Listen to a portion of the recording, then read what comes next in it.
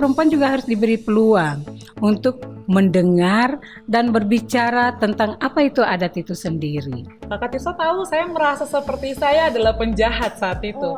Karena di umur itu saya tahu tentang hak anak yang sebenarnya harus saya bantu penuhi, dan saat itu saya bertekad untuk menjadi pembela hak anak. Anak kita, anak mereka, anak kita semua. Hitam kulit, keriting rambut. Coba.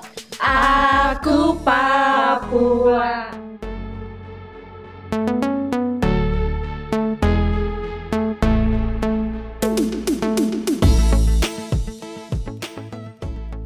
Halo kamu orang semua atau kawan-kawan Sobat Podcast Virtual Forum Literasi Hukum dan HAM Digital, episode kedua bersama saya Tirza Bonyadone. Dan pastinya juga pada hari ini kita punya informasi yang luar biasa seputar perempuan dan hak anak di Papua. Dan pastinya juga sudah ada dua narasumber yang luar biasa dari episode sebelumnya hingga saat ini akan membagikan bagaimana mereka menginspirasi, bagaimana juga mereka bisa memperjuangkan hak anak, bahkan hak perempuan di Papua melalui setiap progres maupun program yang telah mereka lakukan sampai dengan saat ini. Dan narasumber pertama kita dikenal sebagai runner-up 3 pada ajang pemilihan Putri dan Putra Pariwisata Nusantara 2021. Telah hadir bersama kita Yokbet Merauje atau akrab disapa dengan Yoke. Dan narasumber kedua kita ini merupakan narasumber yang inspiratif, memberikan program-program terkait dengan perlindungan perempuan dan anak. Dan tidak hanya itu juga, bersama Dinas Pemberdayaan Perempuan dan Perlindungan Anak atau DP3A Kabupaten Jayapura, ia meluncurkan Kampung Yoboy dan AC Besar sebagai desa ramah perempuan dan perlindungan anak, yakni yang terhormat Ibu Miriam Soumilena. Selamat datang Kakak Yokbet dan Ibu Miriam. Halo, terima kasih, halo Kak Tirsa. Oke, selamat berjumpa. Kira-kira kabarnya di hari ini gimana? Sehat ya pastinya, Puji karena Tuhan bisa hadir bersama-sama dengan kita juga. Dan kalau boleh tahu juga dari, mungkin saya panggilnya Mama saja ya, Mama Miriam dan juga Kakak Yoke seperti yang tadi sudah saya sampaikan.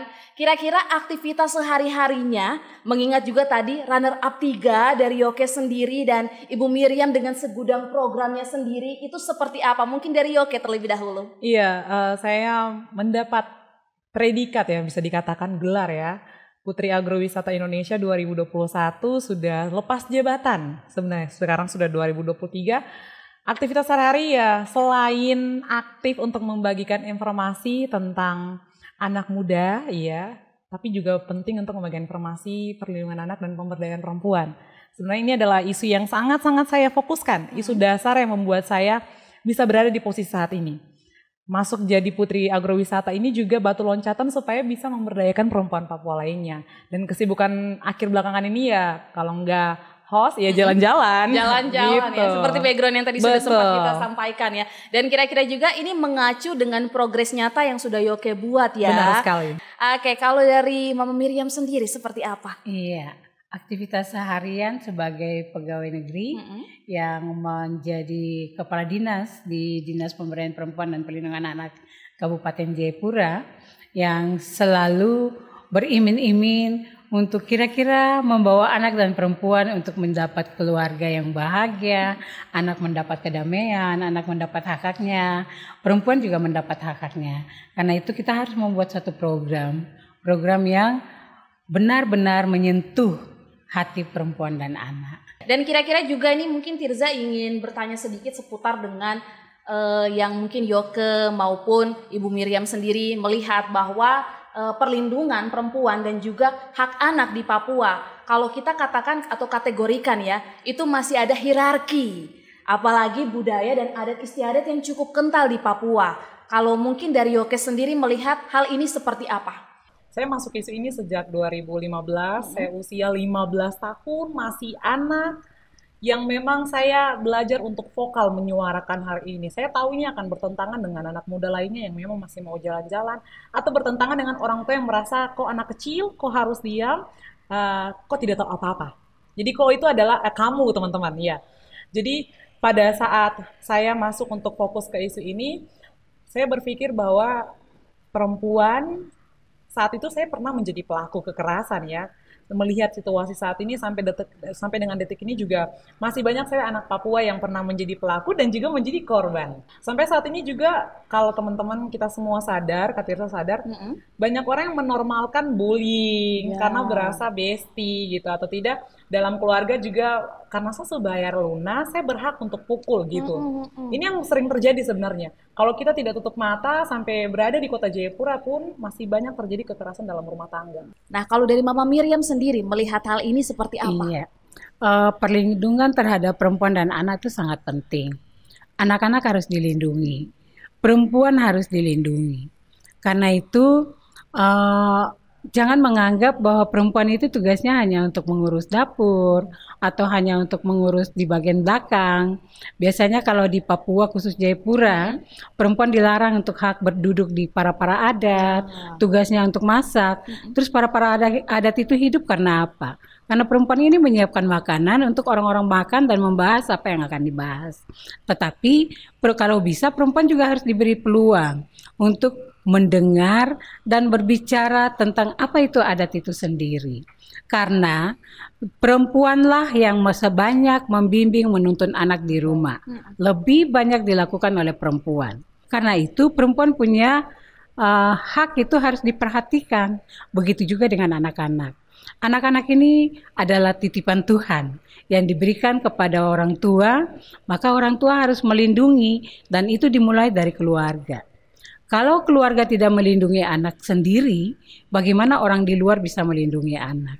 Dan tugas dari pemberdayaan perempuan adalah bagaimana mengajak, mensosialisasi. Fungsi daripada Dinas Pemberdayaan Perempuan ini adalah mendampingi keluarga untuk keluarga sejahtera, mendampingi ketika ada terjadi kekerasan, mendampingi ketika ada penelantaran anak dan sebagainya. Dan mendampingi sampai ke tingkat pengadilan kalau ada terjadi kekerasan. Tetapi pengembang ekonomi utama di Indonesia ini adalah perempuan. Contoh kecil di Jayapura. Sepanjang jalan yang menjual pinang, menjual BBM, itu bukan laki-laki yang jual. Itu adalah perempuan. Karena perempuan adalah pelaku ekonomi. Perempuan punya pekerjaan yang sangat berat. Dia menjadi perempuan pekerja, tetapi dia menjadi istri dan dari seorang ayah, dia menjadi ibu atau mama dari anak-anak. Benar sekali. Dan ini dia melakukan itu setiap hari. Tetapi kadang-kadang dia tidak dihargai. Dan banyak yang terjadi di Jayapura ini, khusus Jayapura, itu adalah miras. Pengaruhnya adalah miras. Akibat miras, dendam yang tersimpan, terjadilah kekerasan di dalam keluarga. Karena itu, kesejahteraan keluarga itu sangat penting. Yang dimulai dari keluarga. Kalau keluarga sudah tidak aman, pasti anak-anak juga tidak aman. Nah, kalau tadi kita sudah berbicara banyak seputar dengan perempuan. Nah, pastinya juga sesuai yang tadi Tirza sudah bilang di awal. Selain perempuan, kita juga harus memikirkan hak anak. Nah, ini kira-kira saya ingin tanya juga seputar dengan hak dan perlindungan anak mungkin yang Yoke ketahui. Iya. Sejauh ini di isu ini tuh sudah dari 15 tahun masih usia anak. Karena secara Undang-Undang Perlindungan Anak diatur bahwa anak itu 0 sampai kurang dari 1 hari sebelum 18 tahun dia masih anak. Jadi saya saat itu masih berusia anak, saya memutuskan untuk berbicara tentang hak anak dan bagaimana hak anak itu bisa dipenuhi. Negara menjamin hal itu.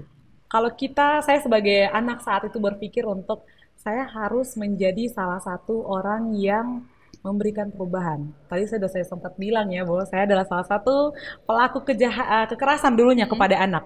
Makanya saya bisa sebutkan anak itu bisa menjadi pelaku dan juga bisa menjadi korban karena saya dulu adalah pelaku. Saya bisa bully teman saya sampai waktu itu saya punya teman pindah sekolah, itu adalah background saya sebelum menjadi pembela hak anak. Sampai segitunya Yoke dulu ya. Karena saya merasa bahwa saya kuat gitu. Jadi saya diberikan kayak seperti saya merasa saya berkuasa untuk menindas teman-teman saya gitu. Jadi saya punya teman satu teman pindah sekolah gara-gara saya bully. Setelah itu saya diundang untuk ikut sosialisasi tentang hak anak. Kakak Tirsa tahu saya merasa seperti saya adalah penjahat saat itu. Karena di umur itu saya tahu tentang hak anak yang sebenarnya harus saya bantu penuhi. Dan saat itu saya bertekad untuk menjadi pembela hak anak. Saya menangis-menangis ke Bapak untuk ikut pelatihan. Wow, keren. Jadi saya merasa seperti ada suatu sukacita yang bisa saya bagikan buat teman-teman saya sesama perempuan dan teman-teman saya laki-laki. Dan saya dan teman-teman saya sebenarnya kita ada banyak orang yang fokus terhadap isu ini dan kita bersepakat untuk menjadi publik yang vokal membicarakan hal ini. Dan saya adalah saksi hidup, saya bisa merasa perjalanan karena saya masuk dalam salah satu organisasi binaan dari pemberdayaan perempuan perlindungan anak provinsi, yaitu Forum Anak. Di mana kami dibentuk dan kami diberdayakan supaya kami bisa menjadi orang yang menolong teman-teman kami sesama anak untuk menyuarakan apa yang sebenarnya anak butuhkan. Dan dari forum ini saya bisa melihat bagaimana anak-anak Papua khususnya bisa mampu menyuarakan kebutuhan mereka kepada pemangku kepentingan. Wah, luar biasa. Dan artinya juga nih sebenarnya Yoke sudah memberikan dampak. Kalau Mama Miriam sendiri melihat hak anak ini seperti apa dan sebenarnya apa yang menjadi tuntutan utama dari pemerintah untuk melihat bahwa hak anak ini adalah utama bagi anak-anak Papua? Silakan. Iya, terima kasih. Hak anak itu sangatlah penting. Hak anak dalam bidang pendidikan, bidang kesehatan, hak untuk berkreasi, hak untuk mendapat makan, sandang, pangan, hak untuk menerima akte sipil, itu sangat penting. Cuma kadang-kadang orang tua lalai untuk melakukan itu. Contoh kecil, untuk hak sipil seperti akte anak. Kadang-kadang orang tua merasa bahwa itu sangatlah tidak penting. Padahal itu sangat penting untuk ketika anak mau mendaftar sekolah atau untuk anak mau menerima bantuan apa. Orang tua tanpa mengurus akte anak itu juga bahagian dari telah melakukan kekerasan terhadap anak. Itu termasuk kekerasan ya, tanpa tidak disadari. Karena melakukan pembiaran.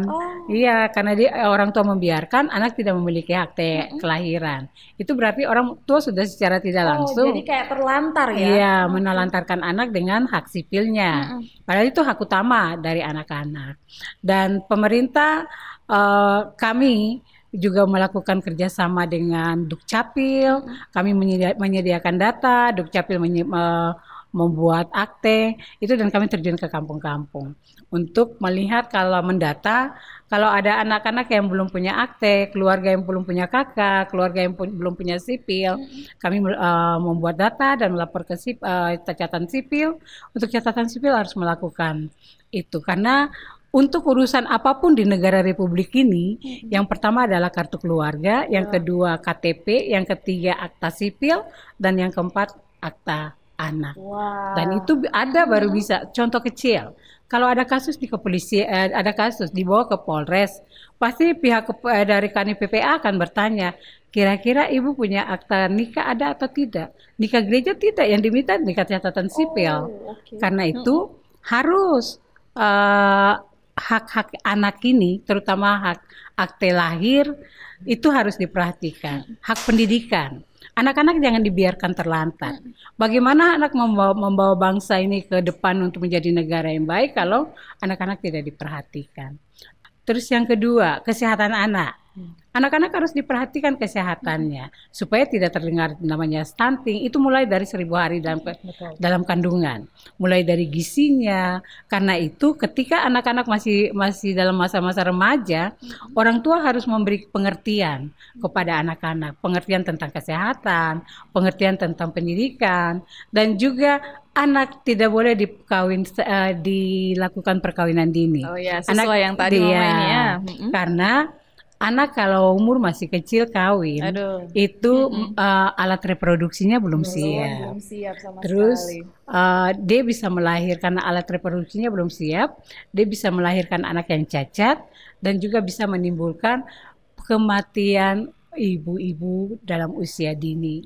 Nah, ini saya dapat banyak edukasi sekali dari Mama Miriam dan juga Yoke, yang artinya juga nih kalau tangkap dari Mama Miriam, akte kelahiran itu penting. Nikah itu jangan cepat-cepat. Kalau kau siap secara finansial, secara emosional, psikologis, itu juga penting sekali. Karena jangan sampai ya anak-anak diterlantarkan, bahkan terjadi kekerasan lainnya yang terjadi di rumah tangga kita. Dan saya yakin Yoke maupun Mama Miriam setuju toh? Sepakat. Sepakat sekali.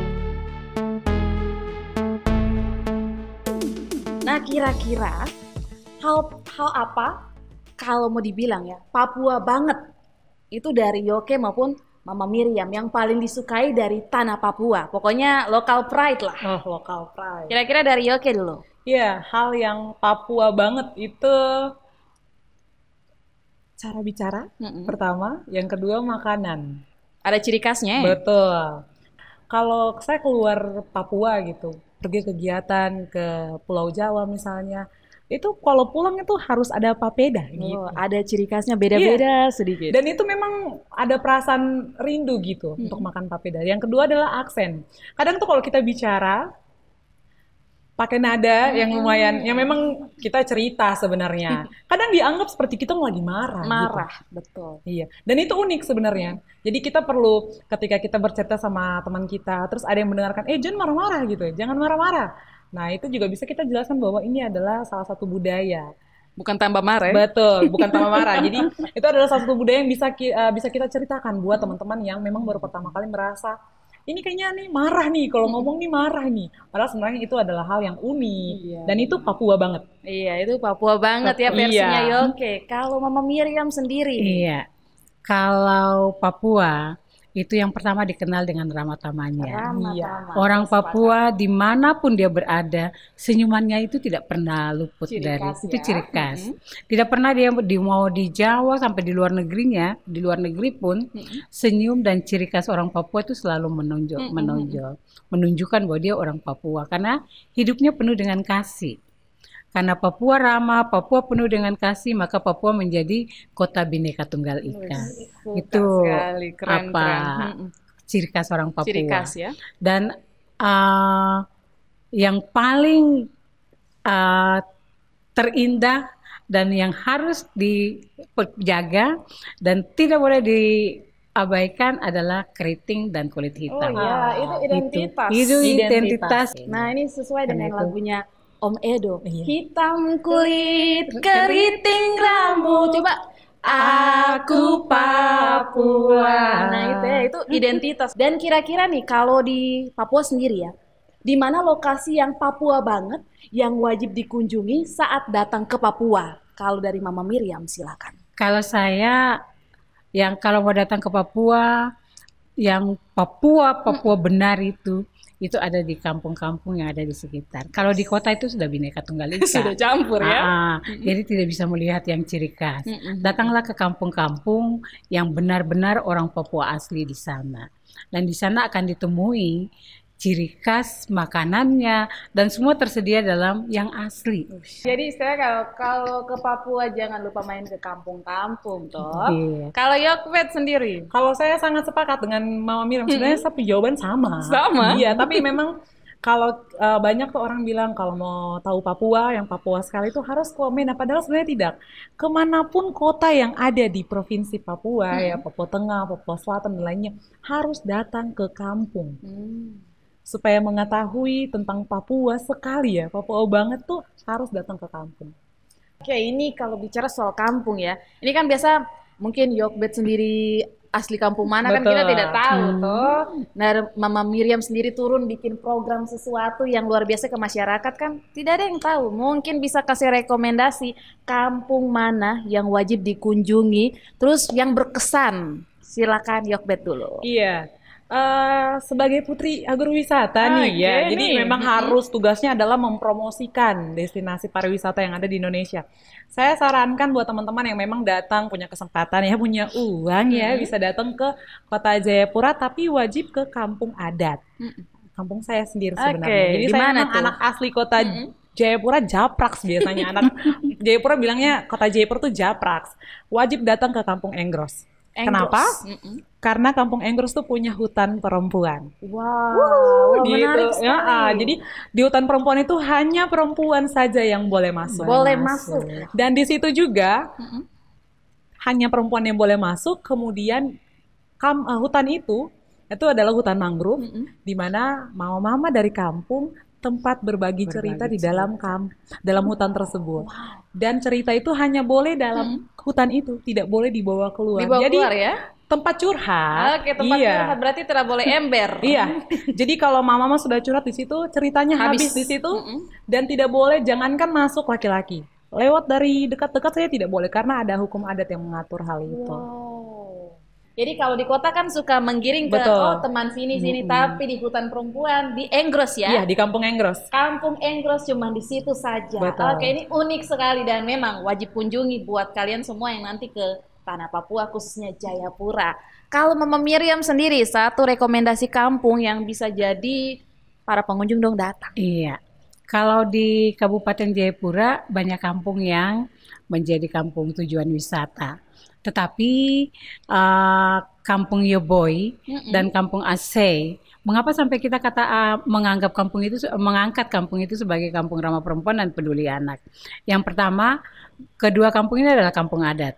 Yang kedua kampung ini adalah kampung wisata. Dan yang ketiga, kedua kampung ini punya forum anak. Forum anak di kabupaten. Karena di Kabupaten Jayapura ada forum anak kabupaten, ada 18 forum anak kampung. Karena kampung sudah membentuk forum-forum anak. Cuma yang belum adalah forum anak distrik. Karena itu kalau mau datang ke Aceh bisa ketemu dengan mama-mama pembatik, bisa ketemu dengan mama-mama penenun, bisa ketemu dengan mama-mama pembuat nokeng dari kulit kayu, tetapi bisa juga ketemu dengan sanggar anak-anak yang ada di sana. Kalau ke Yoboy bisa menikmati hutan sagu dan juga bisa menikmati olahan yang terbuat dari sagu. Sabeta atau ulat sagu bisa menjadi stik, bisa menjadi sagu bisa menjadi es krim, tetapi sagu bisa menjadi kue brownies yang isinya adalah sabeta atau ulat sagu. Dan itu sangat-sangat enak. Ya. Jadi kalau mau ada yang mau ditambahkan? Kalau mau ingin yang terjauh di Kampung Kasawi Suma dan juga Kampung Revan Muaib. Kalau di Revan Muaib bisa melihat cendrawasih yang hidup, yang bisa, dan cendrawasih itu dipanggil kelihatan dan itu di saat matahari mulai terbit. Kalau di Sawesuma itu bisa ketemu cendrawasih yang tidak pernah lihat seperti cendrawasih yang terbiasa. Dan cendrawasih itu ketika ada nanti dipanggil baru cendrawasihnya bisa keluar dari lubang kayu itu. Ada ciri-cirinya sendiri ya untuk mau panggil juga ya. Oke, terus tidak bisa sembarang menikmati keripik sagu. Keripik ini dibuat secara lokal oleh ibu-ibu di sana dan keripik ini sudah sampai di Jerman, sudah sampai di Belanda, dan ini dipromosikan oleh teman-teman WWF. Dan kemarin dia ikut mewakili provinsi ke Bangkok untuk mempresentasikan bagaimana membuat keripik dari sagu. Ini keren. Kalau untuk saya sendiri ya, menangkap tadi yang Mama bilang ada cendrawasihnya, ini memang jarang sekali ya. Kalau di tengah kota sudah tidak lihat. Betul, pasti. Tapi tadi disebutkan itu sagu dan sagu sudah. Tidak ada barang lain kalau kata Tirza dan kata orang Papua. Kotra kosong kalau kau coba sagu. Kamu keren kalau kamu coba sagu. Nah itu keren ya. Jadi istilahnya kayak ada local pride-nya sendiri. Bahkan perempuan juga terlibat di dalam itu ya. Tadi ini kita punya penjelasan banyak sekali, bahkan kita punya pembahasan sangat jauh sekali seputar dengan bagaimana hak anak, bagaimana mungkin perempuan di dapur terus bisa berkarir dengan luas. Ini keren sekali dan mungkin kita akan gali lebih dalam lagi. Mungkin saya akan memberikan pertanyaan kepada Mama Miriam. Kira-kira apa saja program yang sedang dijalankan oleh DP3A di Kabupaten Jayapura? Iya. Program yang dijalankan sesuai dengan rencana 1 tahun dan rencana 5 tahun. Salah satu di dalamnya adalah Kampung Ramah Perempuan dan Peduli Anak. Kampung Ramah Perempuan dan Peduli Anak walaupun baru di-launching oleh Kementerian Pemberdayaan Perempuan pada tanggal 22 Agustus 2023, tetapi relawan yang sudah dibentuk oleh kedua kampung ini ada 10 anggota relawan yang terdiri, walaupun itu kampung ramah perempuan, tetapi relawan ini ada perempuan dan laki-laki yang namanya gender. Jadi perempuan dan laki-laki inilah yang menjadi relawan. Mereka yang akan menyampaikan apa yang direncanakan oleh pemerintah untuk kedua kampung ini. Dan mereka akan menjelaskan tentang apa artinya pendidikan, tetapi itu tidak secara kelompok. Mereka masuk dari rumah ke rumah. Oh ya. Kalau secara kelompok tidak semua akan mengerti. Betul. Kalau dari rumah ke rumah, suami, istri dan anak-anak akan paham Ya. apa itu kesehatan, apa itu stunting, apa itu pendidikan, itu mereka akan paham. Dan ini tugas ibu-ibu ini dan bapak-bapak ini door to door, dari rumah ke rumah. Dan mereka akan melapor ke Dinas Pemberdayaan Perempuan. Dan mereka ini ditopang oleh kepala kampung. Kebetulan AC itu kepala kampungnya perempuan. Yobo itu kepala kampungnya laki-laki, tetapi kepala kampungnya antusias untuk membantu relawan Kak Sapa, Kampung Ramah Perempuan dan Peduli Anak ini. Selain Kampung AC dan Kampung Yobo ini adalah kampung Ramah Perempuan dan Peduli Anak, tetapi mereka juga adalah kampung yang ada forum anak. Jadi relawan ini tidak jalan sendiri, mereka sama-sama dengan kepala kampungnya, aparat kampungnya, tokoh adatnya, tokoh agamanya, termasuk anak-anak juga dilibatkan. Dan Musrembang kemarin itu sudah melibatkan anak-anak dan perempuan di dalam pembahasan ini ya, rancangan pembangunan untuk tahun 2024. Wih, keren. Yang artinya tidak hanya orang dewasa saja yang berbicara ya, oke ya. Karena ibu kepala kampungnya walaupun perempuan, tapi antusiasnya itu sangat untuk merangkul. Mama Miriam, ini apa saja yang dilakukan di forum anak? Forum anak itu dia yang pertama dia melakukan sosialisasi kepada forum anak-anak yang lain yang di kampung yang tadi saya bilang 18 kampung, tetapi juga dia mengajak anak-anak di kampung lain untuk membentuk forum anak. Karena kenapa sampai harus ada forum anak? Ini manfaatnya sangat besar supaya anak-anak jangan melibatkan diri ke hal-hal yang negatif, tetapi mereka masuk dalam aktivitas atau kegiatan yang dilakukan oleh forum anak-anak di kampung. Ya mungkin mereka membuat pelatihan seperti sanggar atau permainan-permainan. Lebih banyak mereka melakukan permainan dan mengajak diskusi. Dan mereka paham dan mereka bilang, Mama, Bunda, tidak perlu kita juga bisa mengajak mama-mama di kampung untuk bagaimana kita sama-sama. Satu lagi yang kelebihan dari forum anak-anak ini.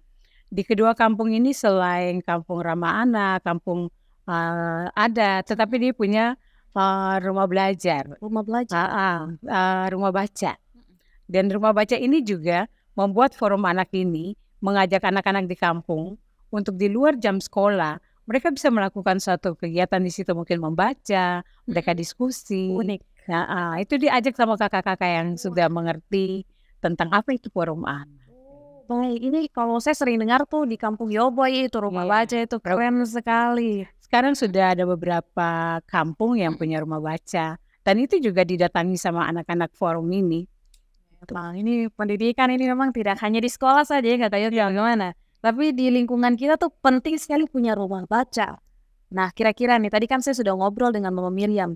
Kalau Kakak Yoke sendiri nih, ini kan tadi kan ada program-program yang dibuat dari Mama dan pemerintah juga ya. Kalau Kakak Yoke sendiri melihat sejauh ini, adakah program yang telah dilakukan Yokbet yang fokus pada perempuan dan anak secara khusus ya? Ya. Sebenarnya program banyak, tapi memang yang ada kaitannya dengan kolaborasi itu perlu saya bicarakan ya. Iya. Dari 2015 bergabung bersama Wadah Partisipasi Anak, Forum Anak. Kemudian kita mulai dengan penyebar luasan informasi. Ada program namanya SSI, Sahabat Sumber Informasi, itu di Forum Anak. SSI. Betul. Itu saya dan jadi saya penggagas program itu SSI. Dan kemudian saya mengajak teman-teman yang ada dalam forum anak, kita menyebar luaskan informasi terkait dengan apa itu hak anak, karena anak sendiri kadang tidak tahu. Ya. Iya. Bukan hanya yang harusnya mereka dapat ya, apa itu hak anak dan juga kewajiban anak. Kemudian bagaimana orang tua juga harus tahu tentang hak anak itu, supaya semua lapisan masyarakat bisa mendukung untuk pemenuhan hak anak. Itu bersama teman-teman di forum anak ya. Kemudian pada saat 2019, saat itu saya bersama teman-teman saya, ada 20 pemuda, kita berkesempatan untuk kumpul. Saat itu di Jakarta, salah satu pelatihan yang dibuat oleh NGO di Jakarta, namanya Lentera Anak Indonesia. Kami 20 anak muda itu, dan saya satu-satunya anak muda perempuan Papua. tergagaslah kampanye Satu Puntung Sejuta Masalah. Satu puntung sejuta masalah. Iya. Menarik. Betul. Dan itu dilakukan di 9 kota. Di kota yang ada di Indonesia. Di Indonesia. Dan terkhususnya di kota Jayapura, saya bersama teman-teman Forum Anak Provinsi, dan juga kita mengajak kolaborasi dari teman-teman yang berfokus pada isu lingkungan, kemudian juga pergerakan sosial dari anak-anak muda.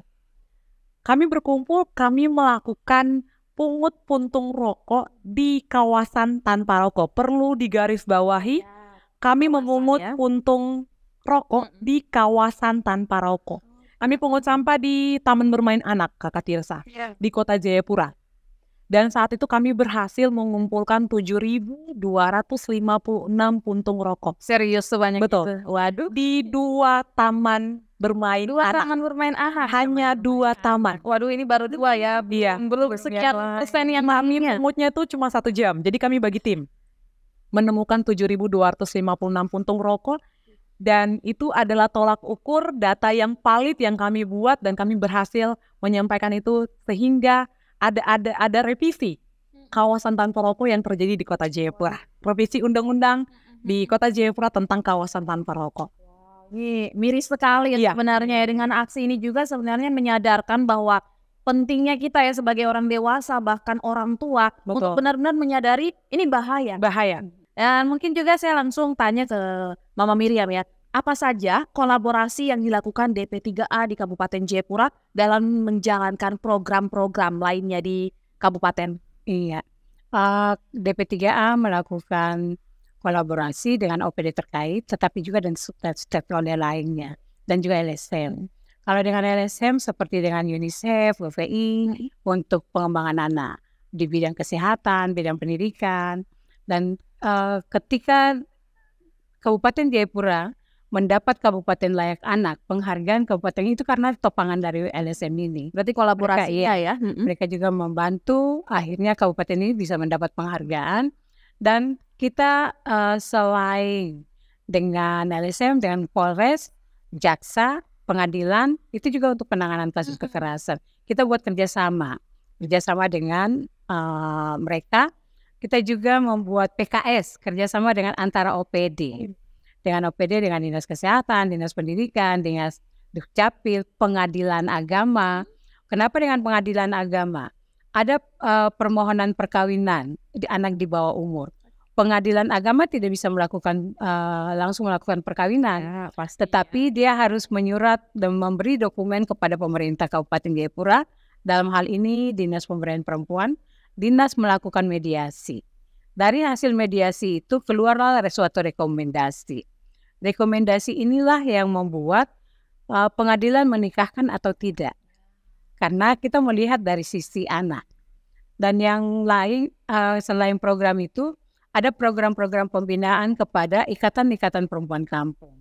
Itu dalam bentuk pembinaan-pembinaan pengembangan ekonomi, dan juga kita membantu dari dana otsus. Pembiayaan otsus itu ada hibah yang ditaruh di Dinas Pemberdayaan Perempuan sebesar 1 miliar untuk dibantu kepada ibu-ibu pengembangan ekonomi yang ada di kampung. Dan setelah mereka melakukan hibah, mereka juga harus melaporkan ke pemerintah, kira-kira uang yang dikasih dibuat untuk apa. Oh iya, jadi istilahnya ada laporan khusus ya. Mama-mama ini harus diajar untuk bagaimana bertanggung jawab atas apa yang diberikan oleh pemerintah. Wah, keren sekali. Kira-kira Mama Miriam, sejauh ini adakah pengalaman lucu atau menarik selama menjalankan tugas di DP3A? Pastinya ada tuh.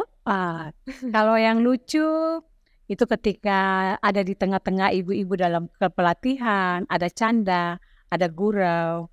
Kalau yang menarik itu ketika ada masalah, terus ada yang datang, ibu punya, ini bukan urusan ibu, ada yang marah. Tetapi saya harus terima dengan legowo. Dan saya harus merangkul mereka. Dan menyelesaikan persoalan itu dengan hati.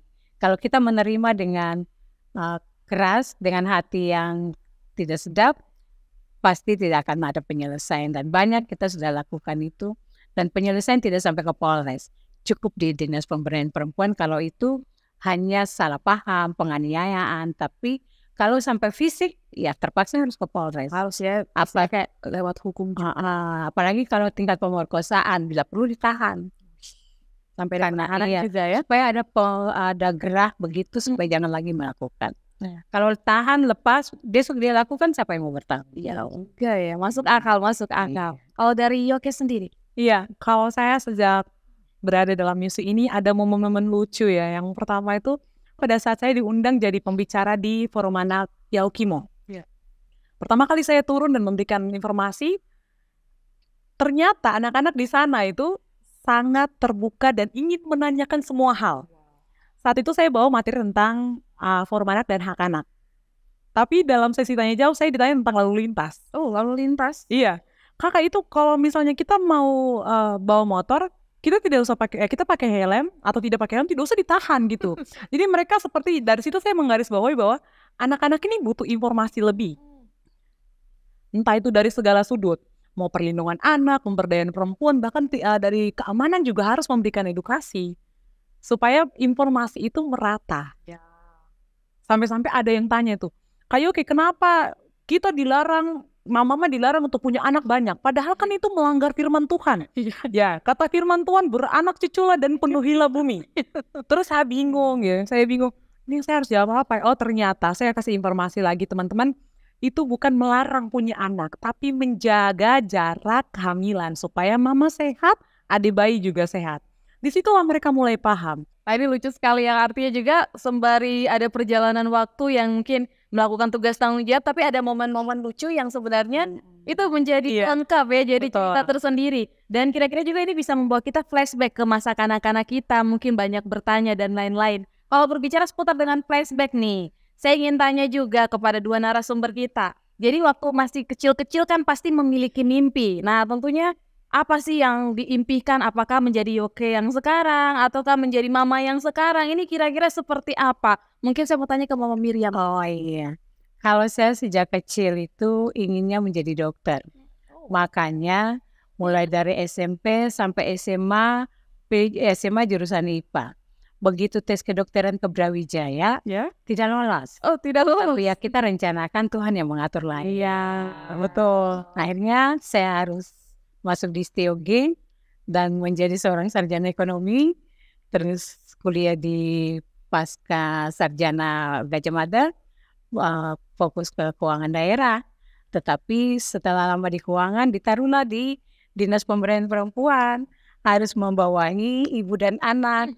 Cuma karena saya seorang ibu, ya saya kerja seperti seorang ibu. Wow, keren. Tapi Mama, ini kan mau jadi dokter impiannya, tapi terbawa sampai sekarang. Menurut saya sih sejalan, sudah masuk akal karena kita memberikan layanan tidak harus di rumah sakit. Betul. Tetapi di lingkungan itu juga bisa. Orang yang kita temui, ya Mama seperti narasumber begini, memberikan edukasi, menjadi inspirasi, itu juga sudah menolong orang dan saya salut sekali. Dan kira-kira dari Yoke sendiri, itu kayaknya dokter itu cita-cita semua. Iya, cita-cita kayaknya didoktrin orang tua. Saya waktu kecil saya ingat sekali kalau ditanya mau jadi apa, dokter. Itu sepertinya saya rasa hal yang mudah gitu. Pas udah mulai besar, paham, ternyata saya suka menjadi seorang pewarah. Karena saya suka, Tuhan kasih talenta untuk berbicara. Jadi memang talenta itu saya manfaatkan. Jadi kecil memang saya bercita-cita menjadi dokter, tapi alur kehidupan membawa saya ke arah yang tidak ada yang tahu. Betul. Tidak ada yang pernah tahu, karena kita boleh bermimpi jadi apa saja, tapi ke depannya mau jadi apa itu ditentukan oleh Tuhan. Kita boleh merancang, kita boleh menghayal, tapi semuanya Tuhan yang ngatur. Tapi dari yang Yoke bahas tadi nih, saya sedikit tergerak nih untuk menanyakan juga, menurut Yoke, isu apa saja tentang perempuan dan anak yang perlu lebih diperhatikan di Papua? Yang pertama, kekerasan. Karena kalau tidak ada kekerasan, hidup aman ya. Yang kedua, ruang publik diberikan sebebas-bebasnya untuk perempuan dan anak mengambil keputusan untuk dirinya sendiri. Harus sih. Jadi siapapun itu tidak berhak memberikan keputusan untuk diri seseorang, tapi orang itulah yang berhak memberikan keputusan untuk diri. Benar-benar dari diri sendiri. Betul. Ya. Wow. Jadi istilah kayak Yoke juga berharap bahwasannya wadah atau istilah kayak mungkin kegerakan ini benar-benar nyata dan memang memberikan ruang bagi anak-anak dan juga perempuan itu. Oke, ini juga mungkin dari pemerintah pastinya kita berharap bisa bersinergi dengan pasti ya buat anak muda, bahkan mungkin dengan pola pikir yang seperti ini. Mungkin Mama bisa menanggapi. Iya. Untuk khusus untuk perempuan, pemerintah harus pertama melihat SDM, khusus orang Papua. SDM perempuan itu harus ditingkatkan. SDM anak-anak itu mulai dari usia dini sampai ke perguruan tinggi harus dimantapkan supaya anak-anak ini bisa bertumbuh dengan baik. Yang kedua, masalah pendidikan. Untuk pendidikan, anak-anak di Papua ini sangat-sangat membutuhkan. Karena itu pendidikan harus diperhatikan. Dan yang ketiga, berilah peluang untuk perempuan bisa berbicara. Kadang-kadang mulai dari tingkat kampung sampai ke tingkat kabupaten, yang tadi dari awal saya sudah katakan, dalam strukturisasi, perempuan selalu dianggap rendah dan perempuan selalu diabaikan. Perempuan tidak dipercayakan untuk menduduki jabatan dalam strukturisasi. Padahal perempuan itu hebat dan harus dihargai. Dan yang terakhir, berilah peluang seluas-luasnya untuk perempuan bisa menjadi pemimpin, perempuan bisa berpolitik, perempuan bisa mengembangkan ekonomi, perempuan bisa mengembangkan sumber daya manusianya untuk kepentingan Papua secara menyeluruh dan kepentingan Jayapura secara tersendiri. Oke, luar biasa dan artinya juga pemerintah siap ya. Tapi kalau berbicara seputar itu, kira-kira nih apa yang bisa dilakukan oleh masyarakat untuk mendukung program DP3A di Kabupaten Jayapura? Iya, untuk mendukung program pemerintah, berharap kepada masyarakat, apalagi untuk perlindungan perempuan dan anak. Perlindungan perempuan dan anak bukan urusan pemerintah saja. Urusan pemerintah, urusan masyarakat, urusan kita semua. Urusan bersama ya. Melindungi anak-anak dan perempuan. Dan pemerintah itu harus benar-benar nyata. Dan kira-kira juga untuk Yoke sendiri nih, harapan untuk perempuan dan anak di Papua serta ajakan ke masyarakat seperti apa? Iya, harapannya untuk perempuan dan anak pertama, ketika diberikan ruang, babat terus. Terus. Ketika diberikan ruang untuk berbicara, memimpin untuk anak dan perempuan, diambil semua kesempatan itu untuk belajar. Dan untuk masyarakat, ketika diberikan fasilitas yang baik, dijaga dan dimanfaatkan sebagaimana mestinya. Jangan dirusak, jangan menganggap karena ini cuma begini saja. Tapi memang betul-betul harus dijaga supaya bukan hanya kita saja yang menikmati fasilitas itu, tapi masyarakat yang lain juga. Jadi begitu. Kayak maksudnya mungkin pemerintah sudah membagikan. Betul, sudah membantu ya, memberikan fasilitas. Seperti tadi ya, taman bermain anak itu sudah ada supaya masyarakat ini juga bisa mendukung. Masyarakat harus mendukung karena kalau kata Kementerian Pemberdayaan Perempuan, semua anak kita gitu. Anak kita, anak mereka, anak kita semua, anak kita semua. Jadi semua orang punya tanggung jawab untuk memberdayakan perempuan dan melindungi anak. Ini keren sekali, yang artinya juga ini kayaknya anak muda dan pemerintah harus kolaborasi karena ini gagasan yang sangat bagus. Dan secara khusus di Jayapura, ketika ada sarana dan prasarana yang sudah disiapkan untuk menopang, harus dijaga. Contoh kecil, kalau ada pustu di sana, suster yang nona-nona ditaruh di sana, jangan diganggu. Supaya suster jangan kiprah dari tempat. Tinggal di situ untuk merawat orang-orang yang sakit atau menolong ibu-ibu melahirkan. Itu. Dan gunakan uang kampung yang sangat besar itu untuk kepentingan masyarakat, tidak untuk kepentingan pribadi. Jadi kalau tadi saya simpulkan sedikit, kita banyak sekali dari awal sampai akhir berbicara seputar dengan hak anak, perempuan, dan memang yang pertama pasti fasilitas. Betul. Memfasilitasi mereka tuh dengan hal-hal baik itu penting. Edukasi dan juga ramah ya terhadap lingkungan bagi anak. Dan ternyata hak-hak anak ini cukup kompleks sekali rupanya. Dari Yoke dan juga Mama Miriam membuat saya banyak belajar bahwasannya anak juga bagian dari hidup kita. Jadi kita harus siap.